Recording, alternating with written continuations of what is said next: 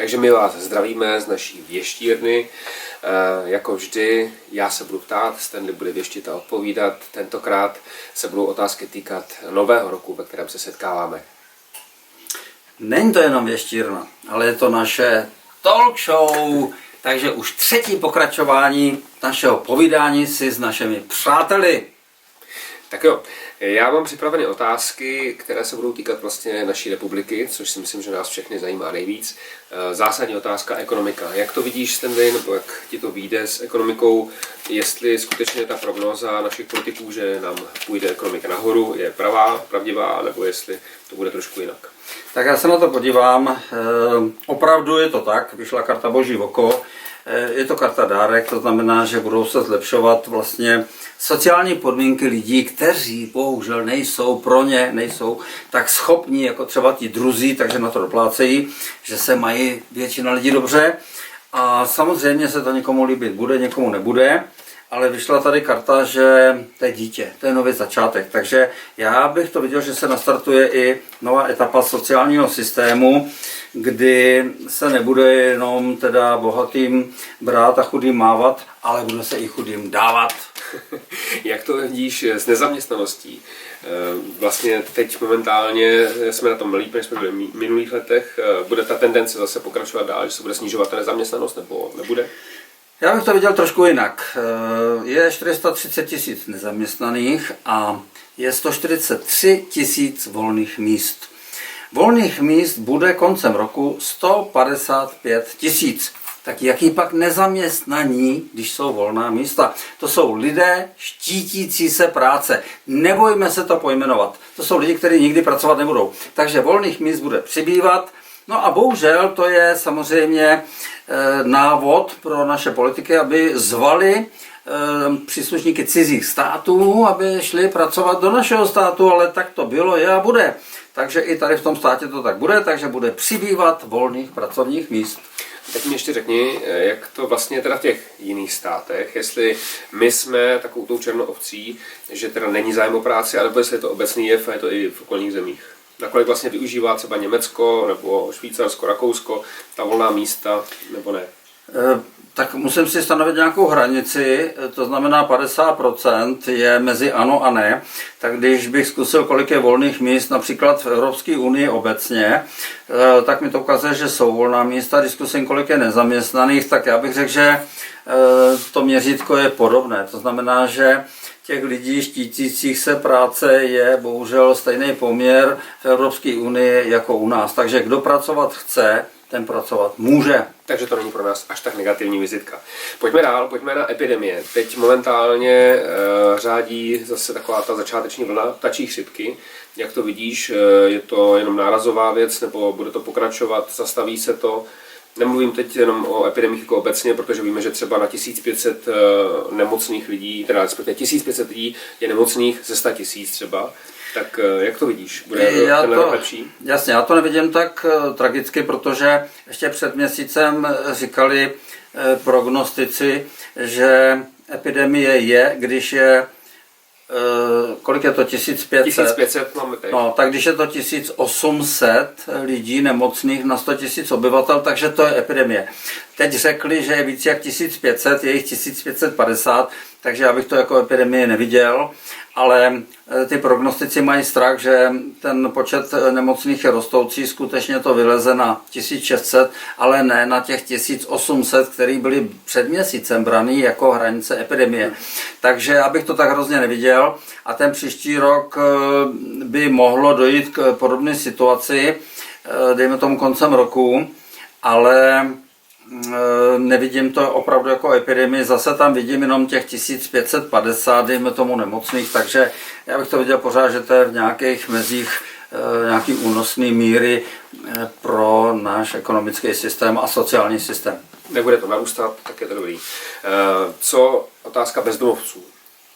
Tam máme čísla, tuším, kolem 86 000 momentálně.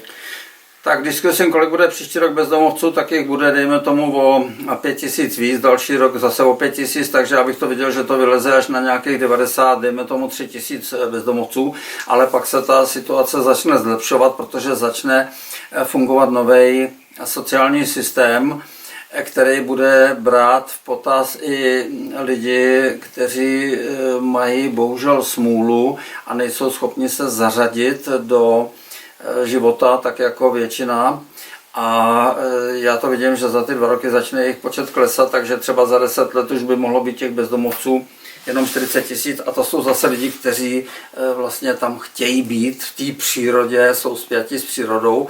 Ale to je zajímavá otázka, protože já jsem na to věštil a vyšlo mi, že když lidská duše má tři stupně, nebo ze 3 částí je složená. A jestliže, a setkal jsem se s tím, že jednoho člověka mladý, bylo to dítě, bylo mu 14, tak ho porazilo auto na chodníku a on přestal růst. A tam jsem přišel na to, že vlastně tím úrazem došlo k tomu, že se odpoutala jedna z těch 3 složek od jeho těla. Aha. A to se říká, že jsou lidi jakoby bez duše. No a pomocí té skupinové terapie rodinné konstelace se mi podařilo zase tu duši do toho těla dostat a ten člověk začal zase růst a začalo to fungovat, to tělo. A u těch bezdomovců jsem přišel na to, že když se oddělí 2 ty složky, tak už ten člověk si sám nepomůže a musí pomoct minimálně 3 lidi a ten člověk je schopen se navrátit do života. A já si myslím, že k této situaci dojde v tom sociálním systému, který to nahradí, ty 2 lidi, kteří by mu měli pomoct a tím pádem budou vlastně bezdomovci ubývat a začne přibývat lidi, kteří budou z těch skupin schopní života. Super, tak to je paráda. Jak to vypadá třeba do budoucna s dopravními nehodami? Letos, tuším, je tam nějaká statistika, nebo loni 540 000 zhruba, no 545 000. Jak se bude zvedat ekonomická situace, tak bude přibývat lidí, kteří si budou moct koupit lepší auta, lepší autosedačky. A já to vidím na příští rok, že těch mrtvých bude zase o něco méně. Já to vidím, že jich bude stejně hodně, ale 500 000. Ale další rok už to bude 450. Já to vidím, že každý rok o 50 000 jich bude méně, takže zase se bude zlepšovat i ta situace v této oblasti. Když jsme u té dopravy, jak to vidíš s rychlostí? Myslíš, že se nám zvedne někde hranice rychlosti povolený, nebo že to zůstane na těch 130 km? Tak to bohužel nevidím. Ty statistici vědí, že, nebo ty zákonodárci vědí, že když je 130, tak lidi jezdí 150. A kdyby dali 150, tak budou jezdit 170. Kdyby dali 170, tak budou jezdit 190. Takže tam to nevidím, že by došlo ke změně. Dobře. Pojďme dál. Máme migranti. To je taková zásadní, hodně těžká otázka. Jak to vypadá s naší republikou? Máme se bát migrantů, toho návalu, nebo nemusíme se obávat? Migranti je slovo, který zahrnuje více aspektů a ten nejdůležitější je muslimové. A toho se lidi bojí, protože to je víra neslučitelná s křesťanstvím a s naším systémem.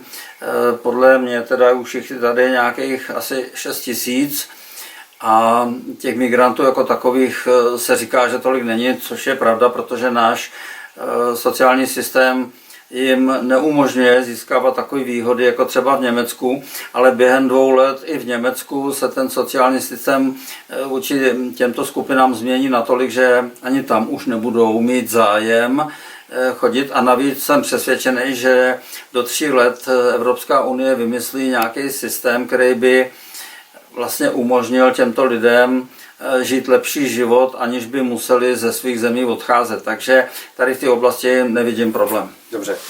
Souvisí s tím obava z teroristických útoků. Jak to pro naši zem, pro naši Českou republiku vypadá? Máme se bát? Myslíš, že něco bude? Vidíš tam něco? To je obecně, že lidi se rádi bojí, proto existují pohádky, že jo, tam ty čerti a bubáci a drakové, že jo, takže lidi se rádi bojí a politické skupiny, které chtějí získat respekt, tak rádi vyvolávají strach. Strach nemá v naší republice, řekl bych, že se to netýká úplně celé Unie, ale toho našeho okolí takový opodstatnění, jako se tomu přikládá. Takže Ty teroristické útoky samozřejmě hrozí. Já jsem věštil už před několika lety, že teroristické útoky budou trvat nějakých 16 let, než bude vymýcen nějaký systém, který to umožňuje. A do té doby bohužel se toho obávat asi musíme, ale co se týká Česka, tak tam zásadní problém zase nevidím.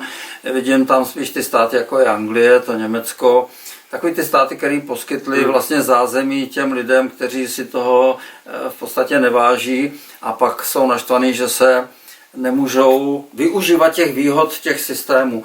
Takže v tom Česku se zase naštěstí pro ně tak dobře nemáme. Takže vlastně díky tomu se tady bych to neviděl. No. Dobře, katastrofy. Další, z čeho lidi mají strach, jsou katastrofy. S počasím, jak to vidíš? Tak to už je jiná kapitola. To už je jiná kapitola. Asi na to schválně vyložíme karty, jak to vypadá teda s katastrofama v Česku, tak to bohužel tady bude. No. A to je to, co jsem věštil, že rok 2017-18 bohužel dojde i k zemětřesením. Jednou jsem řekl, to už nevím, kdy to bylo, ale je to asi tak 7 let, že si musíme zvykat na to, že i v Česku bude uragán, za 3 roky byl. Budou záplavy, bude samozřejmě i zemětřesení v Česku, budou samozřejmě uragány, budou záplavy, ale to už jsou věci, na které jsme zvyklí a s kterými umíme nějakým způsobem zacházet. Ale bohužel ten rok 2017 a 2018 se nás dotkne i katastrofy ve světě, což vidím problém třeba Yellowstonský park, kde by to skutečně mohlo vybuchnout. Všichni vědí, že to vybuchne, jenom nikdo neví kdy. No a já jsem přesvědčený, že to právě vybuchne na přelomu roku 2017-2018 a v důsledku toho by mohlo dojít znova k nějaký krizi, jako byl rok 2008-2009, tak 2018-19. No, tak bohužel s tímhle počítat musíme, no. Tak to není nic moc veselého, pojďme snad k něčemu veselějšímu. Funkce, rodina v tom dalším roce. To znamená, bude návrat k rodinnému systému, z mého hlediska tak trošku vlastně se to odklání momentálně, anebo jak to ty vidíš? Bude to pozitivní pro rodiny, pro vztahy, pro lidi, pro kompaktnost? Já už jsem věštěl, že rok 2001, kdy vlastně začalo nový století a tisíciletí, takže brzo nastane to období duchovní a kdo se tomu nebude chtít přizpůsobit, nebo kdo to nebude chtít přiznat, že to tak je, no tak nepřežije, protože právě ta rodina, která chyběla od toho roku 90, kdy se všichni zajímali o peníze, tak to je to, co způsobilo to, že máme generaci feťáků, že jo, který si nevědí rady se životem, protože se na ně rodiče vykašlali. Já taky nemám úplně čistý svědomí v této oblasti, takže vím, o čem mluvím. A to je prostě teďko období, kdyby se to mělo napravit a bude se to napravovat, ať chceme nebo ne. Takže začíná duchovní teda století, kdy se začne opět brát v potaz důležitost rodiny, protože je logicky, že když se budeš radit s rodinou, s 5-6 lidmi, jestli si máš vzít půjčku nebo ne, no tak 6 lidí ti poradí. Zatímco když ty sám v nějakém stresu si vemeš nějakou půjčku, což se děje, že se lidi jednotlivci bez ohledu na rodinný systém berou půjčky, které potom nezvládnou, no tak dochází k průserům. Takže já bych řekl, že po 90. roce úkol rodiny byl 25%, teď už je to nějakých 45%. No a já bych právě řekl, že ten rok 2017-18 bude tím přelomovým obdobím, kdy se to překlopí do té důležitosti toho rodinného systému. A to je dobře. Takže to myslím, že je krásná tečka za naším povídáním. My jenom přejeme vám všem všechno dobré, hodně síly, pevné nervy, hodně zdraví a růst rodiny. Čím větší rodina, tím větší zázemí. No jasně, radujte se, množte se, mějte se rádi a doufám, že nám vaši přízeň teda budete držet i nadále, že se budeme těšit vaší přízni a budeme zkoušet další talk show.